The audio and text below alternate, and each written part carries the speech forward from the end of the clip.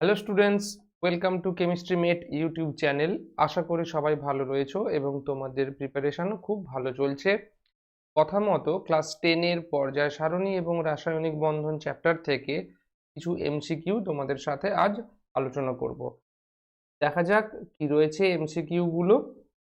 First, সাধারণ উষ্ণতায় যথাক্রমে তরল এবং কঠিন হ্যালোজেন। তরল এবং কঠিন হ্যালোজেন, তো অ্যান্সারে যাওয়ার আগে আমি তোমাদের সাথে একটু জিজ্ঞেস করতে চাই যে হ্যালোজেন মৌলগুলি আধুনিক পর্যায় সারণীতে কত নম্বর শ্রেণীতে রয়েছে। হ্যালোজেনগুলি সাধারণত 17 নম্বর শ্রেণীতে রয়েছে।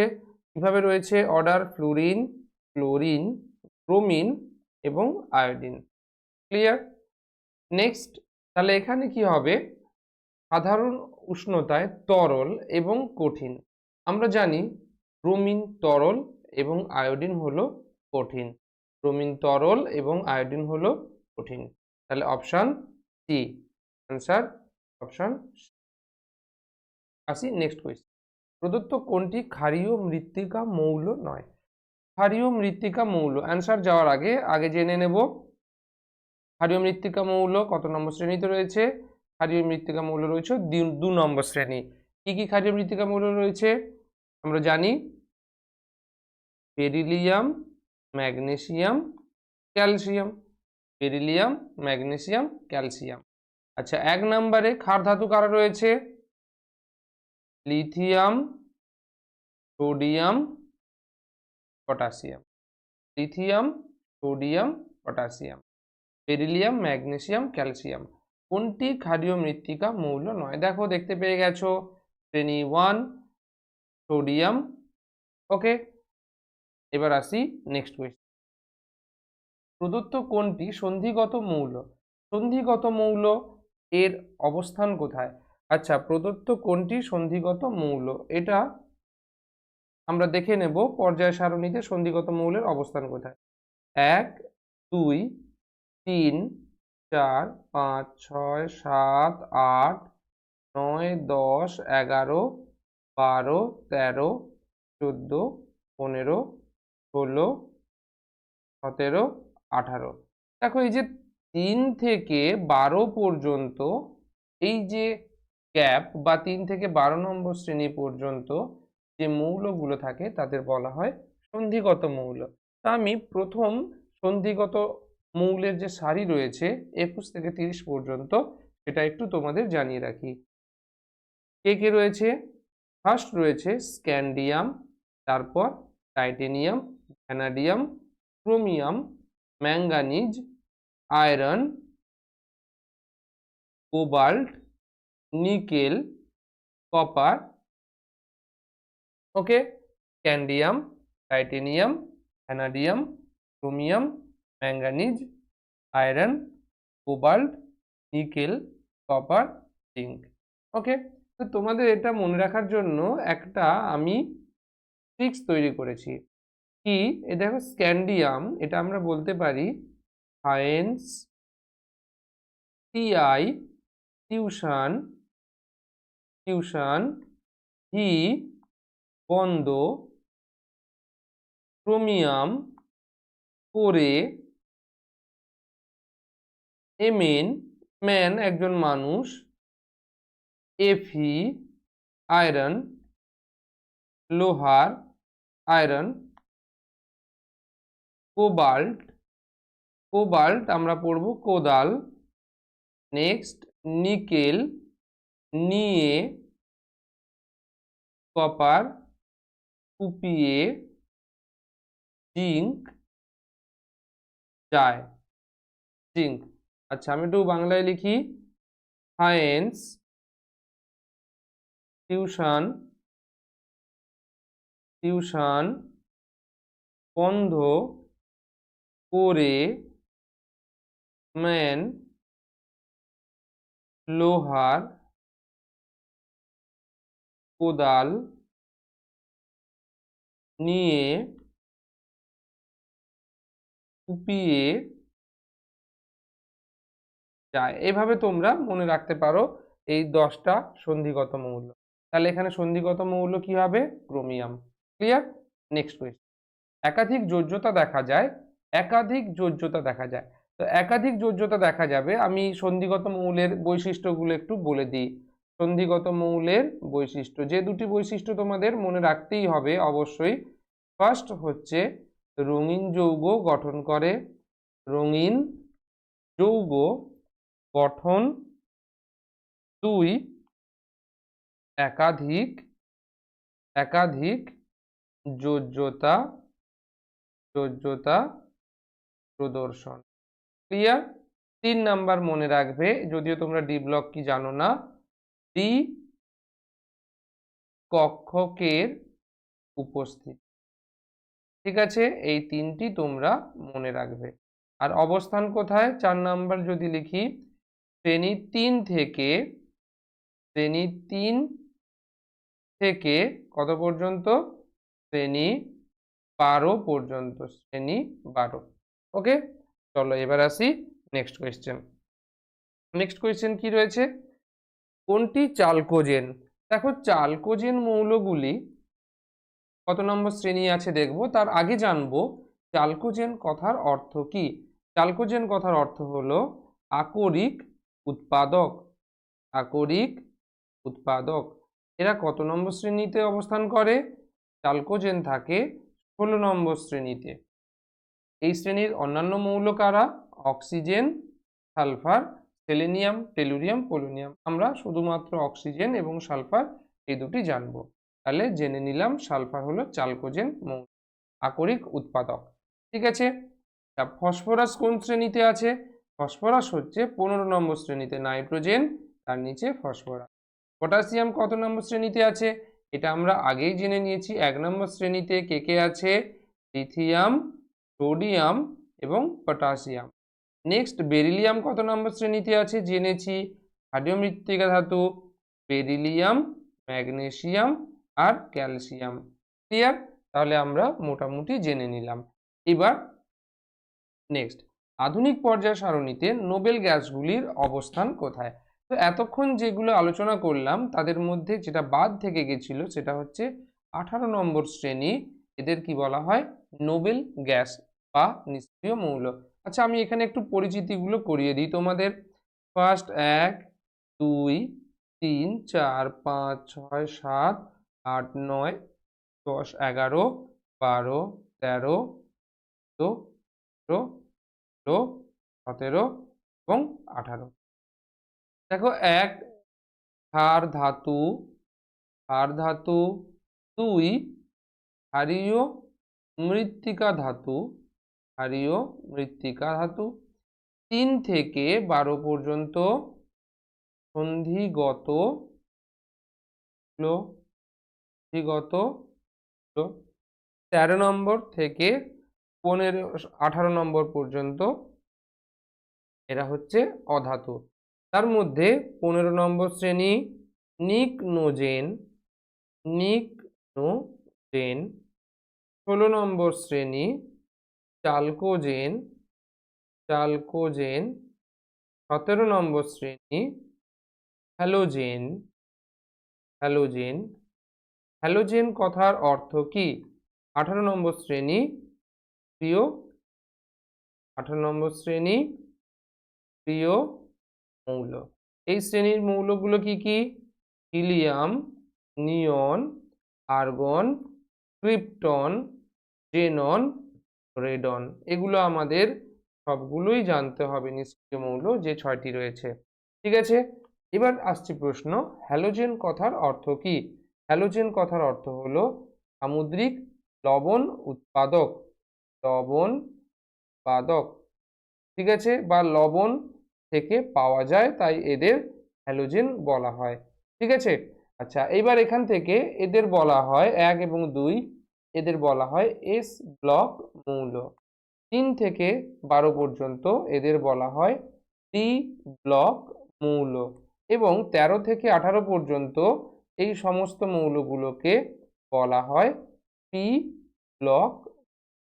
ক্লিয়ার? এবং এই এস এবং পি, এস এবং পি ব্লক মৌলগুলোকে বলা হয় আদর্শ বা প্রতিনিধি মৌল, আদর্শ বা প্রতিনিধি মৌল। ক্লিয়ার? বা প্রতিনিধি। তো তোমাদের জন্য একটা কোয়েশ্চেন রাখছি, কোয়েশ্চেন HW, তোমরা অবশ্যই কমেন্ট সেকশনে জানাবে। আচ্ছা, নোবেল মেটাল, নোবেল মেটাল বা বর ধাতুর একটি উদাহরণ। বর ধাতুর একটি উদাহরণ। বর ধাতুর একটি উদাহরণ। অবশ্যই কমেন্ট সেকশনে কমেন্ট করে জানাবে। অ্যান্সার আমি নেক্সট ক্লাসে দেব। আসি নেক্সট কোয়েশ্চেন। প্রদত্ত কোন ধর্মটি মৌলদের পর্যায়গত ধর্ম নয়? তেজস্ক্রিয়তা পর্যায়গত ধর্ম নয়। নেক্সট, প্রদত্ত হ্যালোজেনগুলির মধ্যে সবচেয়ে বিজারণধর্মী কে? বিজারণধর্মী কে? হ্যালোজেন মৌল বলেছি 17 নম্বর শ্রেণীতে, ফ্লুরিন, ক্লোরিন, ব্রোমিন এবং আয়োডিন। উপর থেকে নিচে নামতে থাকলে বিজারণ ধর্মের প্রবণতা বৃদ্ধি পায়। বিজারণ ধর্ম বৃদ্ধি, এবং তাহলে নিচ থেকে উপরের দিকে গেলে জারণ ধর্ম বৃদ্ধি পাবে। তাহলে সবচেয়ে বিজারণধর্মী কে হবে? আয়োডিন। ক্লিয়ার? আসি নেক্সট কোয়েশ্চেন। সবচেয়ে তড়িৎ ধনাত্মক ও তড়িৎ ঋণাত্মক মৌলগুলি হলো। সবচেয়ে তড়িৎ ধনাত্মক মৌল হলো সিজিয়াম, তড়িৎ ঋণাত্মক মৌল হলো ফ্লুরিন। ওকে, সবচেয়ে তাহলে সিজিয়াম এবং অপশন বি হবে কারেক্ট। এবার আসি নেক্সট কোয়েশ্চেন। প্রদত্ত মৌলগুলির মধ্যে কোনটি হ্যালোজেন শ্রেণীর মৌল নয়? বলে দিয়েছি হ্যালোজেন কারা, বলো। ফ্লুরিন, ক্লোরিন, ব্রোমিন এবং আয়োডিন। তাহলে এখানে রয়েছে ফ্লুরিন রয়েছে, তারপর রয়েছে ক্লোরিন রয়েছে, তারপর রয়েছে ব্রোমিন রয়েছে। তাহলে 9 কোনটা? আর্গন।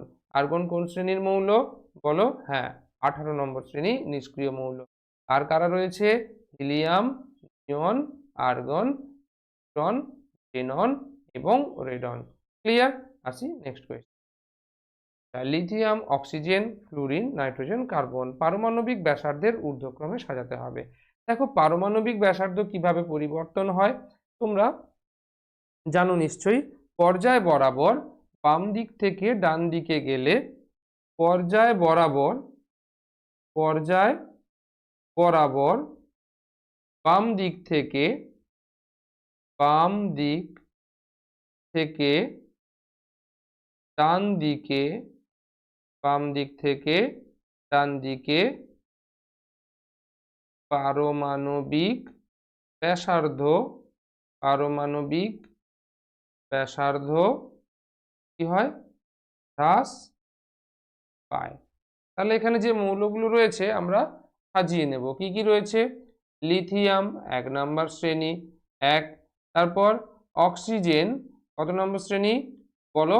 অক্সিজেন, হ্যাঁ ঠিক, 16 নম্বর শ্রেণী অক্সিজেন। তাহলে তারপর রয়েছে নাইট্রোজেন কত নম্বর শ্রেণী? 15 নম্বর শ্রেণী। তারপর রয়েছে ফ্লুরিন কত নম্বর শ্রেণী? 17 নম্বর শ্রেণী। তাহলে কার্বন রয়েছে শ্রেণী 14তে। তাহলে কি কি রয়েছে? 1 নম্বর শ্রেণী, তারপর লিথিয়াম রয়েছে, নাইট্রোজেন রয়েছে 15 নম্বর শ্রেণী, কার্বন রয়েছে 14 নম্বর শ্রেণী। তাহলে অর্ডার কি হবে? সবচেয়ে ক্ষুদ্র আকৃতি হবে ফ্লুরিন। তাহলে সব থেকে বৃহৎ আকৃতি লিথিয়াম, তারপর কার্বন, তারপর নাইট্রোজেন, তারপর অক্সিজেন, সব থেকে ছোট হলো ফ্লুরিন।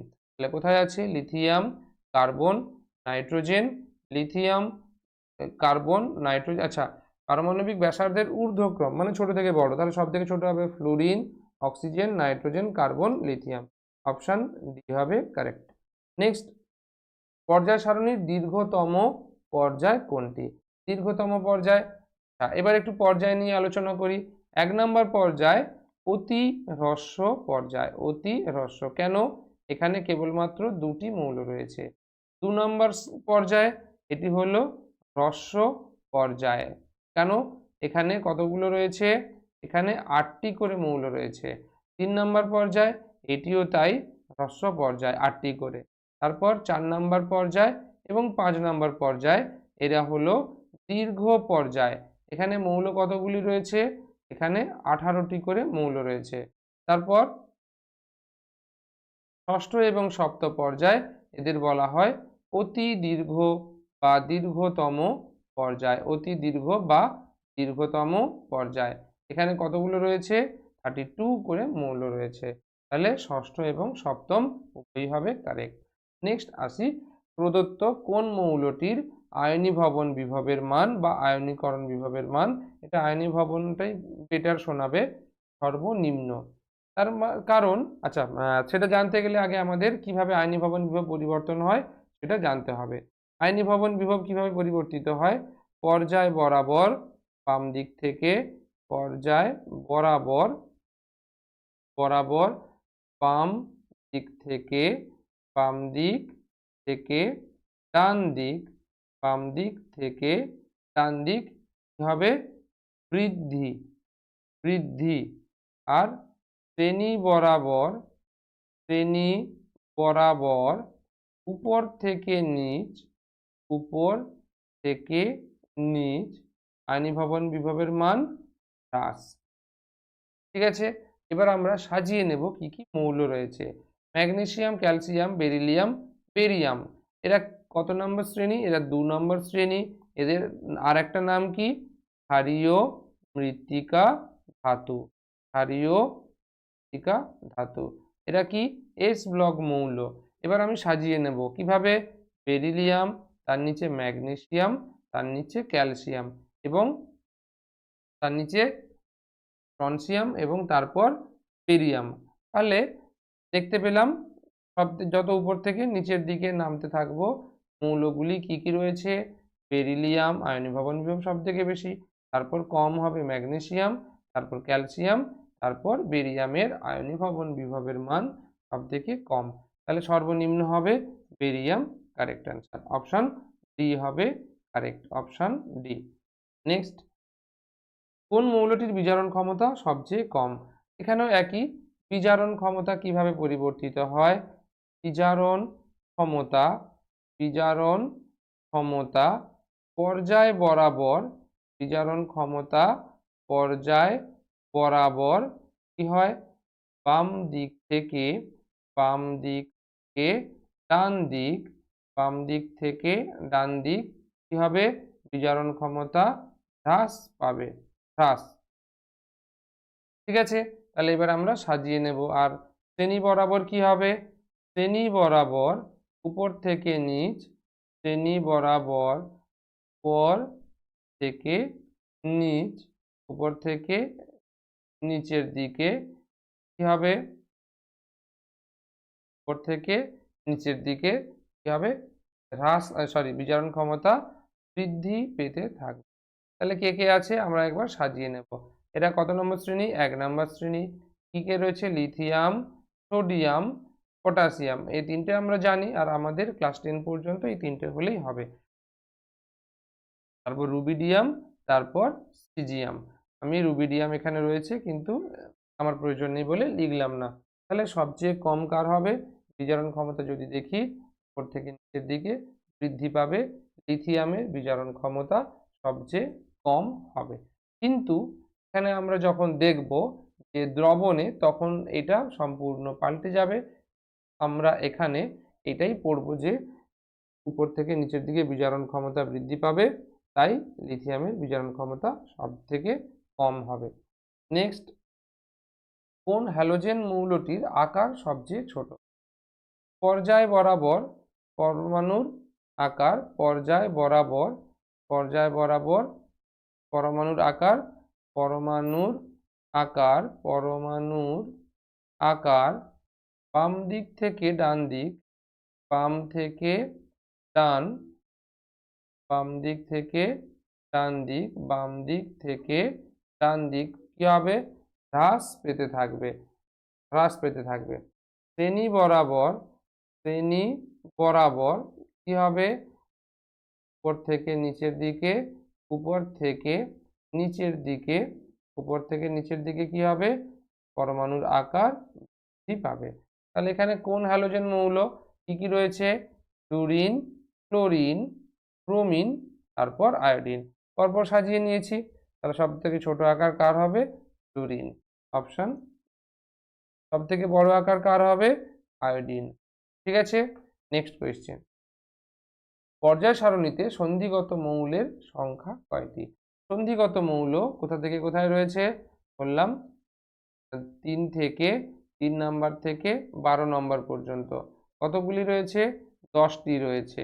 এরকম আমরা দেখব 4 নম্বর, সরি 5 নম্বর, 5 নম্বর, 6 নম্বর, 7 নম্বর, 5 নম্বর, 6 নম্বর, 7 নম্বর, এই তিনটিতেই এই সন্ধিগত মৌল রয়েছে।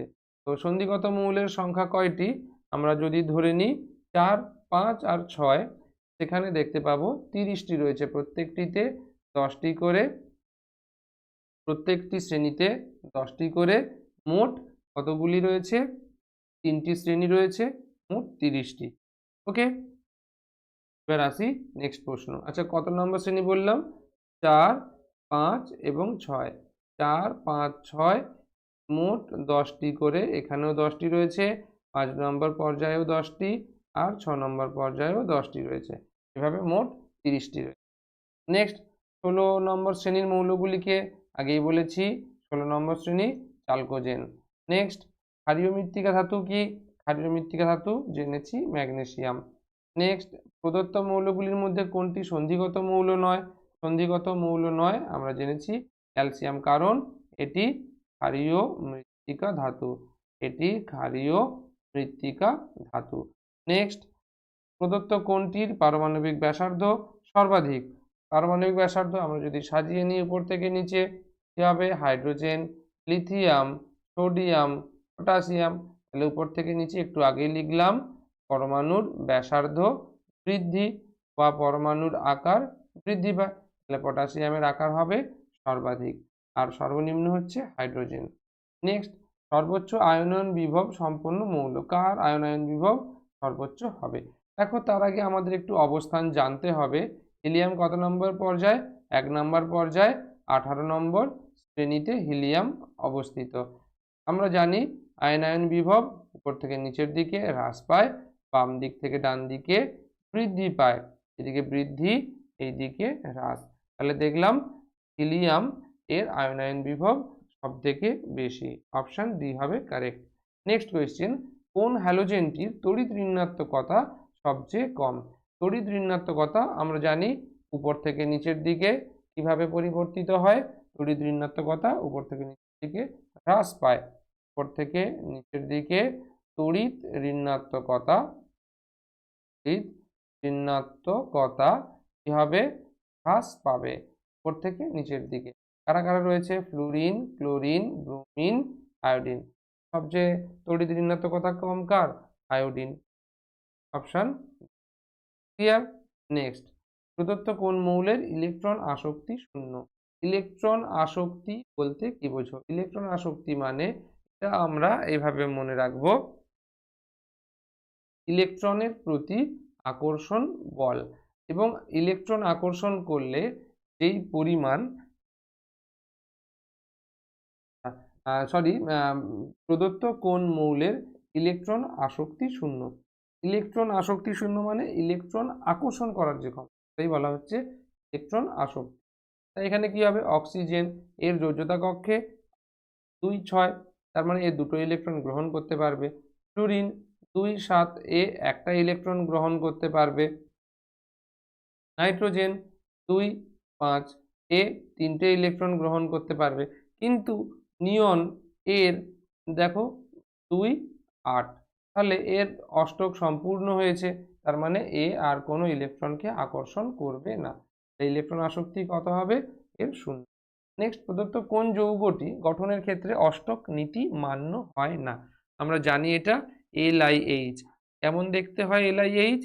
লিথিয়ামের একটি এবং হাইড্রোজেনের একটি, একটি দান করে দিলে কি হবে? লিথিয়াম প্লাস হবে আর হাইড্রোজেন H মাইনাস হবে, এখান থেকে LiH, লিথিয়াম হাইড্রাইড, যেখানে অষ্টক নীতি মান্য হয় না। নাইট্রোজেন অণুতে দুটি নাইট্রোজেন পরমাণুর মধ্যে কি প্রকৃতির বন্ধন উপস্থিত?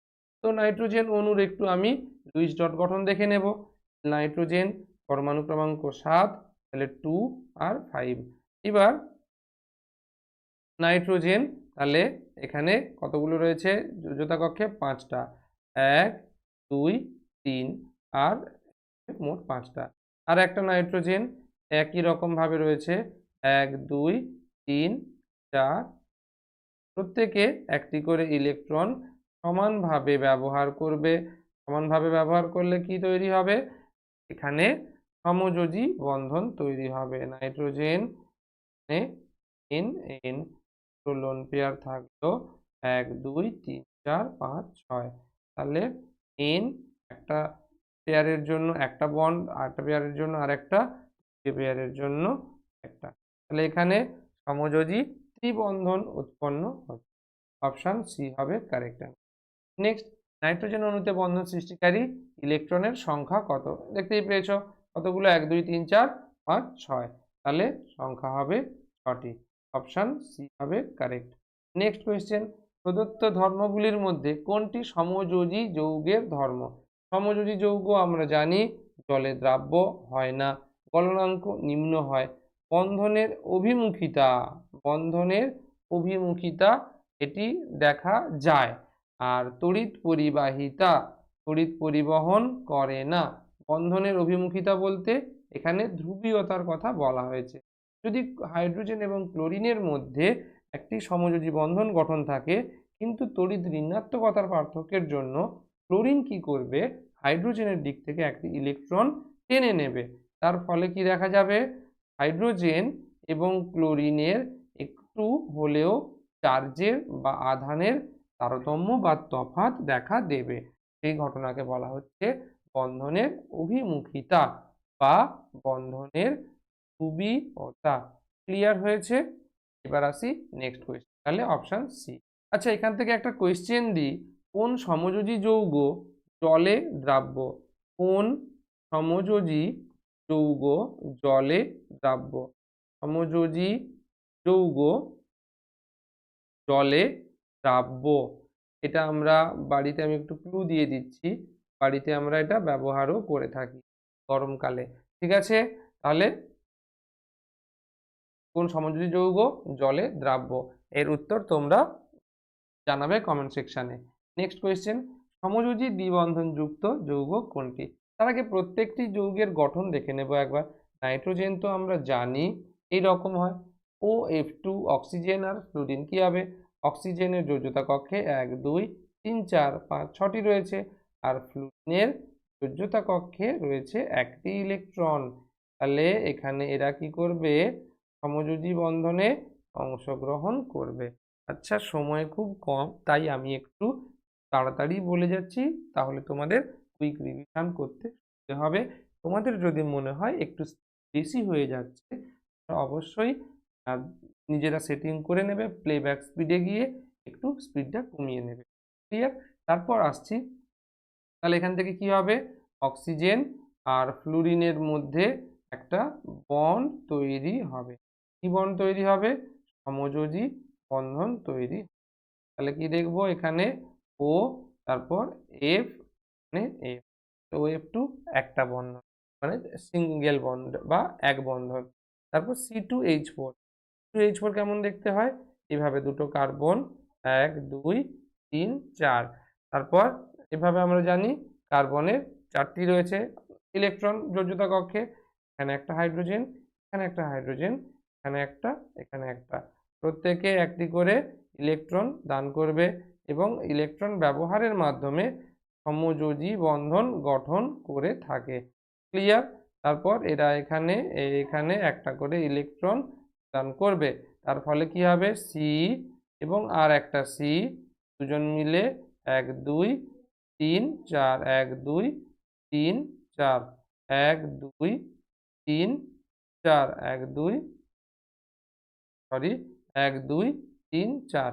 তাহলে এখান থেকে কার্বন দুটো ইলেকট্রনের জন্য একটা বন্ধন, আর দুটো ইলেকট্রনের জন্য আর একটা বন্ধন।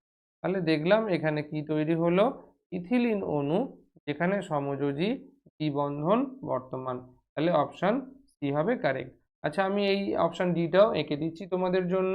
C2H2, সি যোজ্যতা কক্ষে 1 2 3, সি যোজ্যতা কক্ষে 1 2 3, একটা ইলেকট্রন রয়েছে। এই তিনটে ইলেকট্রন পরস্পর ব্যবহার হয়ে সমযোজী যৌগ তৈরি করবে। এই এইভাবে ঠিক একই রকম ভাবে যেমন আমরা ইথিলিনের গঠন এঁকেছিলাম। তারপর কি হবে, এখানে কার্বন কার্বন 1 2 3 4 5 6, তাহলে দেখলাম অ্যাসিটিলিনের মধ্যে আমরা কার্বন কার্বন ত্রিবন্ধন দেখতে পেলাম। দেখো দুটো ইলেকট্রনের জন্য একটা বন্ড, আর দুটোর জন্য আর একটা বন্ড, আর দুটোর জন্য। তাহলে ইথিলিন অণুর গঠন কেমন, এখান থেকে তোমাদের প্রশ্ন আসতে পারে। এর গঠন কেমন, সরল রৈখিক। ইথিলিন অণুর গঠন সরল রৈখিক। আচ্ছা অ্যাসিটিলিন অণুর গঠন, এর নাম কি আমি একটু লিখে দিই, হয়তো বলা ভুল হয়ে গেছে, দিচ্ছি। এটা অ্যাসিটিলিন, আর এটি হলো ইথিলিন। এটি হলো ইথিলিন। ইথিলিন অণুর বন্ধন কোণের মান কত বা আকৃতি কেমন, আকৃতি হলো সমতলীয় ত্রিকোণীয়, বা আমরা বলবো সমতলীয়। এখানে বন্ধন কোণের মান 120 ডিগ্রি, এখানে বন্ধন কোণের মান কত, 180 ডিগ্রি। এগুলো আমাদের মনে রাখতে হবে। আরো একটা আমি এক্সট্রা ইনফরমেশন এর সাথে অ্যাড করে দিচ্ছি। এখানে সংকরায়ন বা হাইব্রিডাইজেশন, এখন হয়তো তোমরা এই বিষয়টা জানবে না, তবে পরে জানবে। তবে যদি কোয়েশ্চেন এসে যায়, তোমরা এটা লিখবে কি, সংকরায়ন sp2। ক্লিয়ার, এখানে সংকরায়ন sp, এটা তোমরা পরে শিখবে, কিন্তু এখন আমি একটু আগাম জানিয়ে রাখলাম, যদি এমসিকিউ হিসেবে এসে যায় তোমরা যেন ছেড়ে না আসো। তাহলে এখানে আমরা দেখলাম অপশন সি হবে কারেক্ট। নেক্সট কোয়েশ্চেন, নিচের কোনটিতে সমযোজী বন্ধন বর্তমান, hydrogen chloride, sodium chloride, lithium hydride আর ক্যালসিয়াম অক্সাইড। তাহলে সমযোজী বন্ধন কি করে জানবো, একটু আগেই বললাম, হাইড্রোজেন একটা ইলেকট্রন, ক্লোরিন কক্ষে 7টা ইলেকট্রন, এরা কি করবে, সমানভাবে ইলেকট্রন ব্যবহার করবে।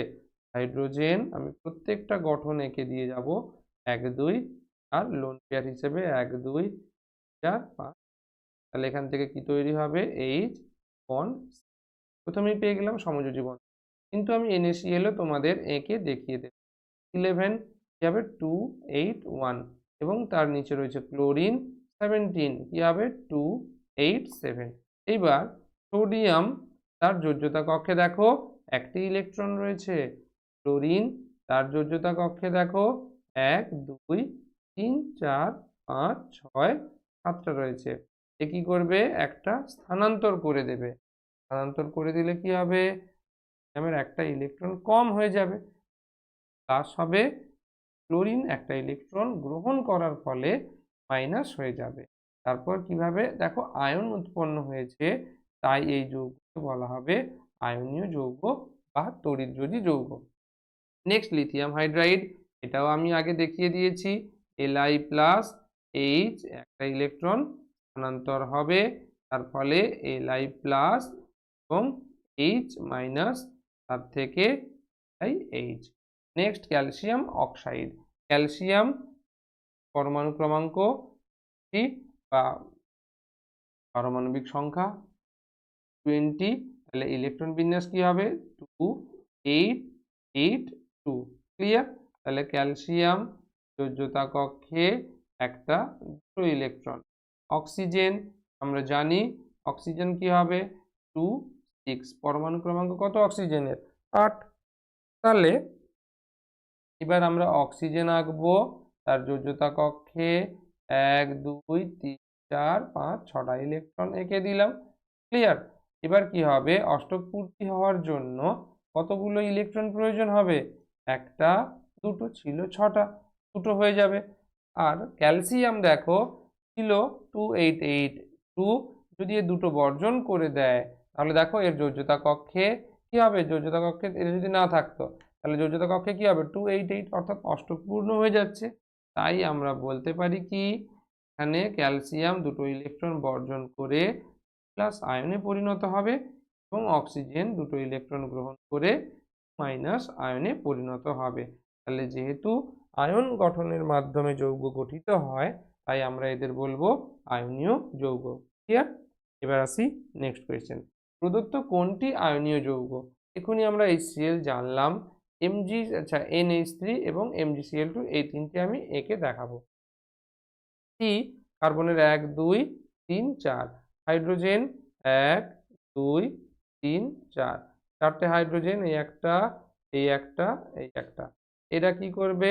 অষ্টক পূর্ণ লাভের জন্য প্রত্যেকে একটি করে ইলেকট্রন সমানভাবে ব্যবহার করবে। তার ফলে সি এইভাবে একটা বন্ড তৈরি হবে, এইচ এখানে এইচ এখানে এইচ, বুঝতে পেরেছো? আশা করি বোঝা যাচ্ছে। তারপর এখান থেকে আমরা কি করব? দেখো, সি দুটো ইলেকট্রনের জন্য একটা বন্ড ব্যবহার করি, দুটো ইলেকট্রনের জন্য একটা বন্ড ব্যবহার করি। ওকে, তাহলে এখানে আমরা পেয়ে গেলাম মিথেন। কিভাবে? সমযোজী গঠনের মাধ্যমে। এবার আসি আমি MgCl2। Mg আমরা জানি ইলেকট্রন বিন্যাস কি হবে, 12 2 8 2। তার মানে সবসময় চাইবে যোজ্যতা কক্ষের যদি দুটো ইলেকট্রন বর্জন করে দিই তাহলে আমি নিষ্ক্রিয় মৌলের মতো ইলেকট্রন লাভ করব। আর তাই ও কি করবে? ক্লোরিন, যার পরমাণু ক্রমাঙ্ক 17, 2 8 7, এ চাইবে দেখো একটা যদি ইলেকট্রন গেইন করতে পারে বা লাভ করতে পারে তাহলে অষ্টক পূর্ণ হয়ে যাবে। তাহলে এটা একটা মিউচুয়াল আন্ডারস্ট্যান্ডিং এ আসবে কি ম্যাগনেসিয়াম এর যোজ্যতা কক্ষে দুটো ইলেকট্রন রয়েছে, আবার ক্লোরিন যার যোজ্যতা কক্ষে 1 2 3 4 5 6 7টা ইলেকট্রন রয়েছে। তাহলে ম্যাগনেসিয়াম কি চাইবে? একটা ক্লোরিনকে একটা ইলেকট্রন দিয়ে দিতে, কিন্তু তবুও ম্যাগনেসিয়ামের কাছে আরও একটা ক্লোরিন এক্সেস থেকে যাচ্ছে। তাহলে কি হবে? ও কি করবে? আরও একটা ক্লোরিনকে আরও একটা ইলেকট্রন দান করবে। তার ফলে দেখো, ম্যাগনেসিয়াম যদি দুটো ইলেকট্রন বর্জন করে দেয় তাহলে কি হবে? সেখানে Mg তৈরি হবে। ক্লিয়ার? আর দুটো ইলেকট্রন বর্জন করবে মানে দুটো ইলেকট্রন ঘাটতি, তাই Mg2+ হবে। ক্লোরিন কতগুলো আছে? দুটো ক্লোরিন আছে এবং প্রত্যেকে একটি করে ইলেকট্রন এক্সট্রা রয়েছে, তাই মাইনাস হবে। তাহলে Mg+ এবং Cl- তো হয়ে কি তৈরি করবে? MgCl2। ক্লিয়ার হয়েছে? এবার রইল NH3। NH3 নাইট্রোজেন আমরা জানি 2 এবং 5, 2 এবং 5টি রয়েছে যোজ্যতা কক্ষে। তাহলে একটু এঁকে নেব কেমন ভাবে, 1 2 3 4 5। দেখো, এই ছবিগুলো তোমাদের প্র্যাকটিস করে যেতেই হবে, অন্যথায় তোমরা এক্সাম সেন্টারে গিয়ে নিজেরা অজানা যদি থাকে প্রশ্ন করতে পারবে না কোনোভাবেই। ঠিক আছে?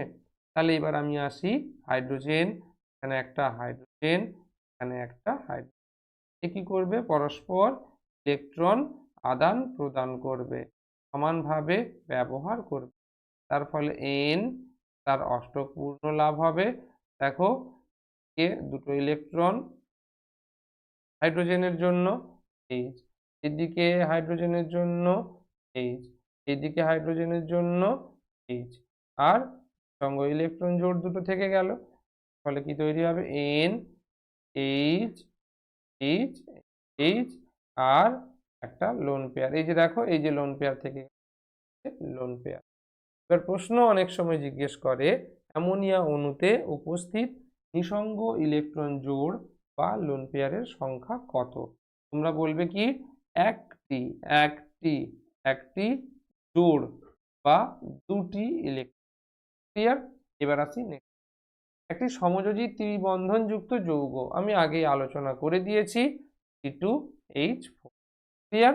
নেক্সট, আয়নীয় বন্ধন গঠিত হয় আয়নীয় বন্ধন অর্থাৎ একজন ইলেকট্রন বর্জন করবে আর একজন ইলেকট্রন গ্রহণ করবে। দেখো, 1 এবং 2 নম্বর শ্রেণীর যে মৌল, এদের যোজ্যতা কক্ষে আমরা যদি দেখি ইলেকট্রন কতগুলো রয়েছে? একটি এবং দুটি।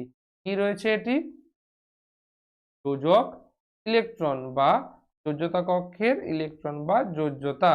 তাহলে এরা সবসময় কি চাইবে? একটা ইলেকট্রন বর্জন করে দিলে তারা নিষ্ক্রিয় মৌলের মতো ইলেকট্রন বিন্যাস লাভ করবে।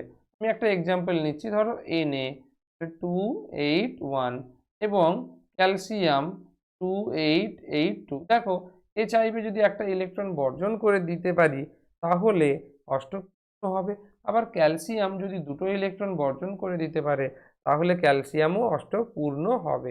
তাহলে যখনই এরা ইলেকট্রন বর্জন করলো তখনই ইলেকট্রনের ঘাটতি দেখা দিল, অর্থাৎ তারা আয়নে পরিণত হলো। আর যেই মাত্র আয়নে পরিণত হবে তখন যে যৌগ গঠিত হবে তাকে বলা হবে আয়নীয় যৌগ। ঠিক আছে, তাহলে আমরা জানি 1 নাম্বার এবং 2 নাম্বার শ্রেণীর মৌলগুলো কি? ধাতু, মানে ক্ষার ধাতু ও ক্ষারীয় মৃত্তিকা ধাতু। আর তাহলে এবার এখানে দেখবো দুটি ভিন্ন ধাতব মৌলের মধ্যে হবে না, তাহলে একই ধাতুর মধ্যে সেটাও হবে না, দুটি ভিন্ন অধাতব মৌল সেটাও হবে না। তাহলে একটা হচ্ছে ধাতু আর একটা হচ্ছে অধাতু। এবার তোমরা বলবে যে কেন দুটি ভিন্ন অধাতব মৌলের মধ্যে আয়নীয় বন্ধন গঠিত হতে পারে না। আমি একটা এক্সাম্পল নিচ্ছি, ধরো ফ্লুরিন F2 এটা আমরা জানি ফ্লুরিন যোজ্যতা কক্ষে কতগুলো ইলেকট্রন রয়েছে? 2 and 7। তাহলে ফ্লুরিন কি করবে, ও যদি একটা ইলেকট্রন বর্জন করে দেয় 1 2 3 4 5 6 7, দেখো আর একটা ফ্লুরিন লিখবো, তাহলে 1 3 4 5 6। দেখো এই যে ফ্লুরিন দুজন, এ যদি একটা ইলেকট্রন বর্জন করে দেয় তাহলে এর যোজ্যতা কক্ষে কতগুলো থাকলো? আগে ছিল 7টা, একটা ইলেকট্রন বর্জন করলে হয়ে যাবে 2 6। আবার এ একটা গ্রহণ করলে এর 2 8 হবে ঠিকই, কিন্তু এর তো একটা কম হয়ে যাচ্ছে। তাহলে এমন কিছু উপায় অবলম্বন করতে হবে যেন দুজনেরই পরমাণু 8টা বা অষ্টপূর্ণ লাভ করতে পারে। তো তারা কি করবে? সহজাত নিয়ম, যেমন এখানে একটা ইলেকট্রন, এই একটা ইলেকট্রন সমানভাবে ব্যবহার করবে, তার ফলে 3 অষ্টপূর্ণ লাভ করবে। ঠিক আছে, তাহলে এই ধরনের আমরা যৌগকে বলে থাকি সমযোজী যৌগ। ঠিক আছে, তাহলে আয়নীয় যৌগ কাদের বলা হবে? ধাতু এবং অধাতুর মধ্যে। নেক্সট, আয়নীয় যৌগের ক্ষেত্রে প্রযোজ্য। আয়নীয় যৌগের ক্ষেত্রে সংকেত ওজন প্রযোজ্য, আণবিক ওজন নয়, আয়নীয় ওজন নয়। মোল এটা সবার ক্ষেত্রে প্রযোজ্য। তাহলে অপশান হবে আমাদের সংকেত ওজন, অপশান। নেক্সট কোয়েশ্চেন, কোন যৌগটির গলনাঙ্ক ও স্ফুটনাঙ্ক সবচেয়ে বেশি? NaCl। কারণ কি? এটি আয়নীয় যৌগ, এটি আয়নীয় যৌগ। আর কি? কেলাস হিসেবে অবস্থান করে, কেলাস হিসেবে অবস্থান করে। আর কি? বিপরীতধর্মী আধান, বিপরীতধর্মী আধান কিভাবে যুক্ত থাকে? কুলম্বীয় আকর্ষণ বলের দ্বারা, কুলম্বীয় আকর্ষণ বলের দ্বারা যুক্ত থাকে, তাই এদের গলনাঙ্ক স্ফুটনাঙ্ক উচ্চ হয়ে থাকে। নেক্সট, X12 এবং Y17 মৌল দুটি দ্বারা উৎপন্ন যৌগের সংকেত। দেখো X12 একটু আগেই আমরা করেছি, X তাহলে 12 হলে কিভাবে ইলেকট্রন বিন্যাস করব? 2 8 10, Y17 কি হবে?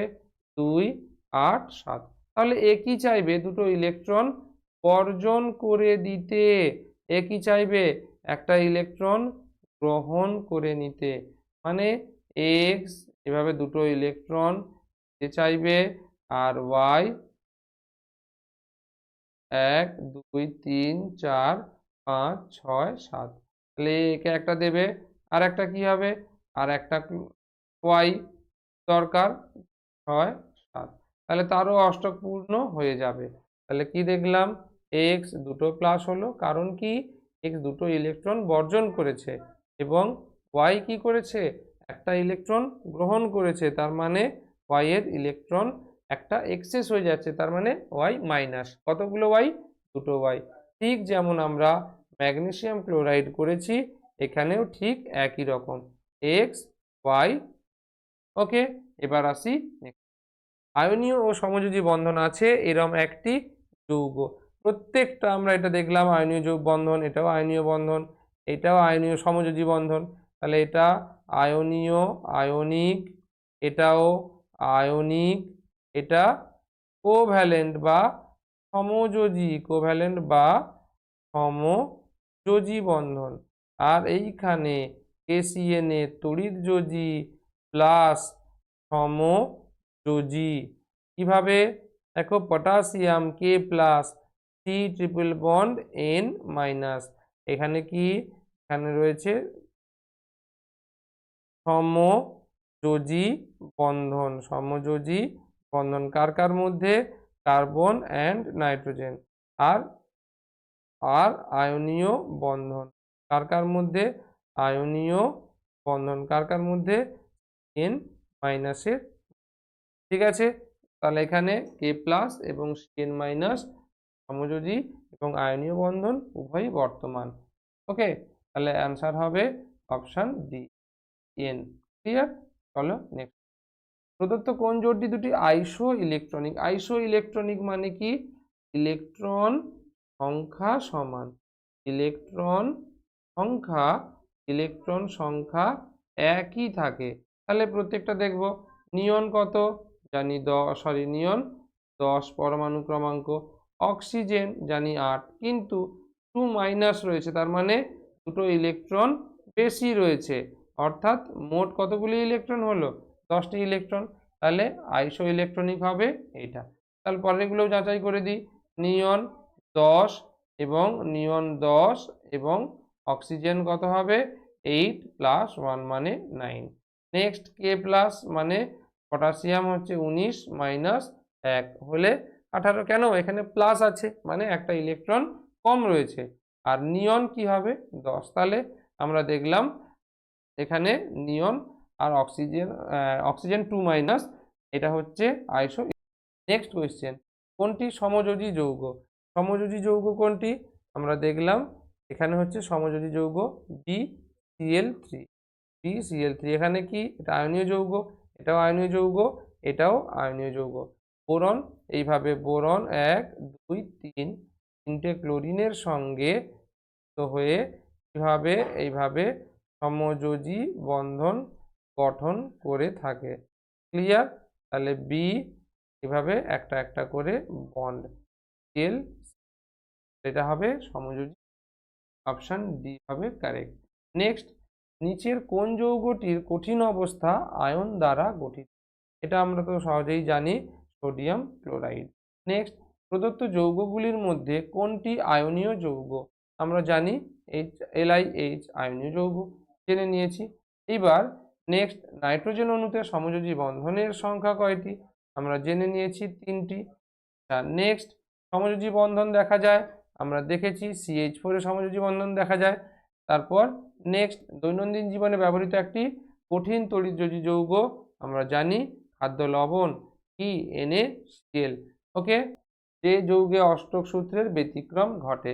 অষ্টক সূত্রের ব্যতিক্রম কোথায় ঘটে? BCl3, একটু আগেই দেখালাম বোরনের অষ্টক সূত্র প্রযোজ্য হয় না। এই দেখো একটা একটা করে এখানে মোট 6টি ইলেকট্রন দ্বারা পূর্ণ হবে, বোরনের যোজ্যতা কক্ষে মোট 6টি ইলেকট্রন, অর্থাৎ অষ্টক সূত্র প্রযোজ্য হবে না, অপশন এ হবে কারেক্ট। নেক্সট, প্রদত্ত কোন যৌগে অষ্টক সূত্র প্রযোজ্য? তাহলে দেখে নিলাম Cl3। নেক্সট, কোনটি জলে অদ্রাব্য? জলে অদ্রাব্য কে হবে? জল হচ্ছে কি, জল অজৈব দ্রাবক, তাহলে জলে অদ্রাব্য কে হবে? নিশ্চয়ই যেটি সমযোজী যৌগ হবে সেটি জলে অদ্রাব্য হবে। সমযোজী যৌগ কোনটি? এই যে আমরা দেখলাম ক্লোরোফর্ম, এটি হলো সমযোজী যৌগ, তাই এটি জলে অদ্রাব্য হবে। নেক্সট কি, কোন যৌগটির মধ্যে সমযোজী আয়নীয় অসমযোজী বন্ধন বর্তমান? খুব ইম্পর্টেন্ট কোয়েশ্চেন, এটা মার্ক করে রাখবে, এটা হচ্ছে NH4Cl, এখানে অসমযোজী বন্ধন গঠিত। কিভাবে একটু আমি দেখিয়ে দিই।